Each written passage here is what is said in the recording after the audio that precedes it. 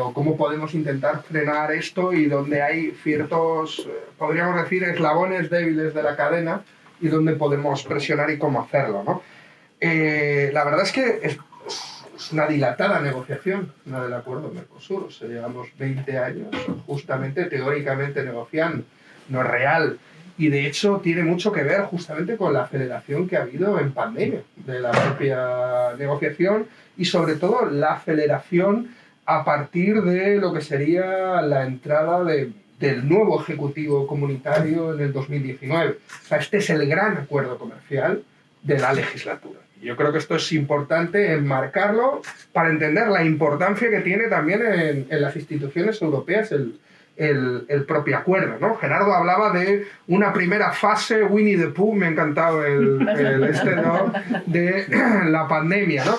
Bueno, yo creo que siempre hacen lo mismo. Si analizamos la crisis del 2008, las primeras declaraciones de la crisis del 2008 hasta la crisis de la deuda del 2010 fueron: vamos a reformar el capitalismo para construir un capitalismo con rostro humano. Sarkozy. Y ahora hemos visto lo que pasó después.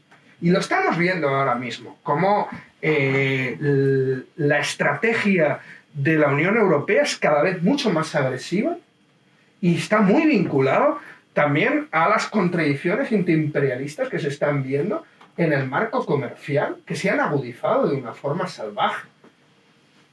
Y la presión del elemento chino o China como coartada. Muchas veces para, al final, la Unión Europea cada vez apela menos a cuestiones de derechos humanos, cuando tú en el debate presionas, ya no te dicen, no, bueno, es que nosotros... No, mira, o nosotros los chinos. Porque al final ese es el elemento de fondo que está utilizando la Unión Europea, no el Mercosur. Cuando vamos a hablar del acuerdo pesquero en Senegal, es lo mismo, o nosotros o los chinos. Por lo menos nosotros tenemos normas. Por lo menos nosotros pintamos de verde las centrales nucleares.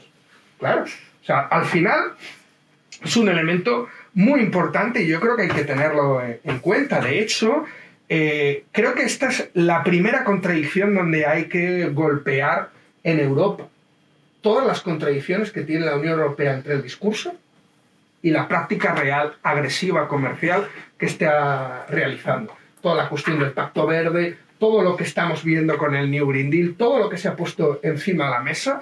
Y al final, si ves en datos, el aumento de un 29% de la forestación en Brasil en el 2021, un incremento en la última década, que es el mayor incremento en la última década después de que Bolsonaro estuviera justamente acordando en Glasgow con los países europeos un acuerdo para rebajar el impacto de la deforestación. Cuando tenemos todos los informes de aquí, también se habla de cómo el propio Mercosur va a influir y va a favorecer esa dinámica de aumento de la deforestación. Y yo creo que esto es un elemento que hace que incluso dentro del propio Parlamento Europeo varios sectores se muevan en contra del acuerdo Mercosur. Con lo cual, yo creo que es un eslabón débil. Y en ese eslabón débil hay un elemento que es en momentos de la posverdad, ¿no? ¿De qué datos nos podemos fiar? Digo, porque lo primero que hizo Bolsonaro, cuando empezaron a salir los datos, fue justamente echar o destituir al director del Instituto de Investigación Espacial de Brasil, que era el que se encargaba del registro de este tipo de datos. Eso fue hace 2 años. Este año, ¿qué es lo que ha hecho? Les ha rebajado a la mitad el presupuesto. Totalmente. Eso es lo que estamos viendo. Claro, si no hay datos, yo cumplo mis acuerdos. ¿Cómo lo vamos a comprobar, no? Yo creo que es un elemento que, por ejemplo, nos hace que nosotros hayamos exigido que no solo organismos independientes puedan estar detrás de verificar un elemento tan importante como el tema de la deforestación, sino que la Unión Europea justamente prometió que iba a haber un protocolo de impacto medioambiental. Ese protocolo no llega. O una cuestión que decía Fernanda Melchona, que es fundamental, la nueva legislación sobre los estudios de impacto medioambiental de minas, de agronegocio y demás, que se aprobó en el Congreso brasileño, que ahora se quiere ratificar en el Senado. Nosotros hemos hecho una pregunta directamente a la Comisión Europea justamente sobre el impacto que tendría sobre las cláusulas medioambientales recogidas en las negociaciones.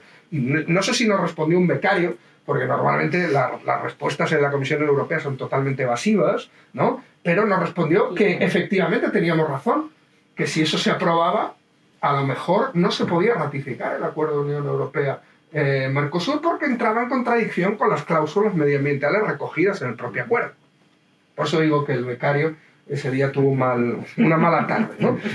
Pero no es menor, o sea, que podamos desenmascarar todo ese discurso verde como coartada, incluso generar contradicciones. Está el elemento de Francia y el tema del campo, que hablaba Gerardo, que es fundamental. No vamos a oír hablar de ratificación del acuerdo Mercosur hasta que terminen las presidenciales francesas. Y eso es porque hay un debate en Francia sobre el acuerdo Mercosur. Nosotros tenemos que meter ese debate aquí también.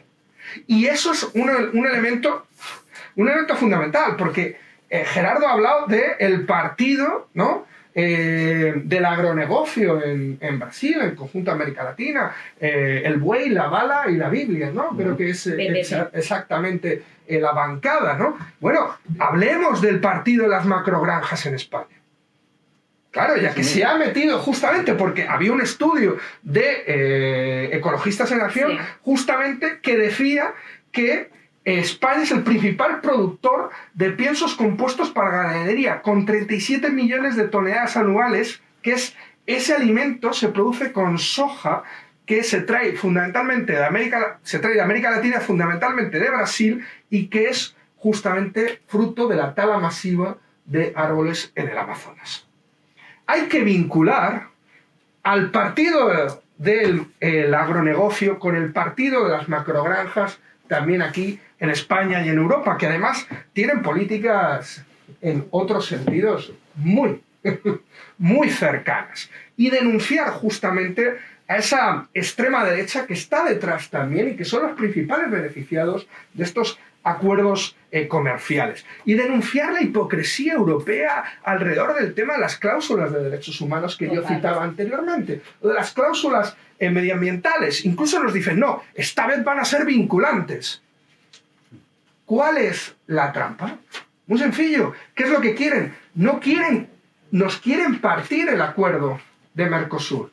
No quieren ratificar el conjunto del acuerdo de Mercosur, que tendría que pasar por una ratificación Estado por Estado, Parlamento por Parlamento. Quieren una ratificación provisional del acuerdo comercial, que valdría simplemente con el voto en el Parlamento Europeo, saltándose a los parlamentos nacionales y dejando en papel mojado cualquier tipo de cláusula que esté recogida en el acuerdo, porque eso estaría dentro del pilar político del tratado. ¿Qué significa esto? Que cuando, por ejemplo, en Colombia hemos querido denunciar las violaciones sistemáticas de los derechos humanos pidiendo la aplicación de la cláusula 2 del acuerdo comercial y la paralización del mismo, se nos ha dicho, lo siento, eso es el pilar político que todavía no está ratificado y ya llevamos 10 años con una aplicación temporal